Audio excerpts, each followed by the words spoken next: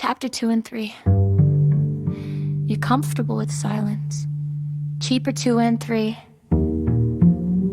Most people are terrified of awkward pauses. They'll fill every gap in conversation with nervous laughter, random observations about the weather, or that classic "so," followed by scrambling for literally anything to say.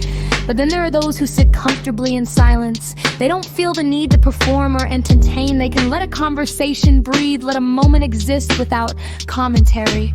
I remember being in meetings where someone would ask a tough question, and while everyone else rushed to fill the silence with half-baked responses, there was always that one person who just waited.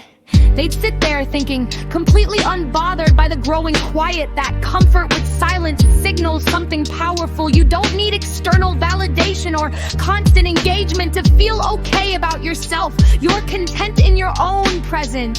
This makes insecure people incredibly uncomfortable because silence forces them to sit with themselves, something they actively avoid. When you're comfortable with quiet moments, it highlights their internal restlessness and need for constant stimulation or approval. They start projecting. Are they bored? Are they judging me?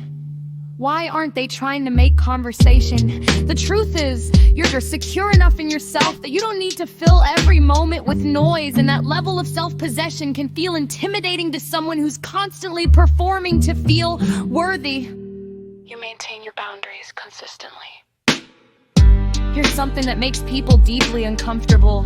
Someone who says no without a detailed explanation. You know the type when they can't do something, they simply say, I won't be able to make it, or that doesn't work for me. No elaborate excuse about their busy schedule, no apologetic rambling about how they wish they could help, but they just maintain their boundary and move on. This drives insecure people absolutely crazy because they're used to boundaries being negotiable.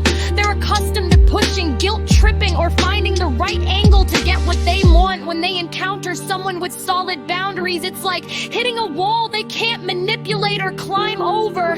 I've watched this play out countless times. Someone asks for a favor that clearly crosses a line, and instead of the expected song and dance of excuses, they get a calm, clear no.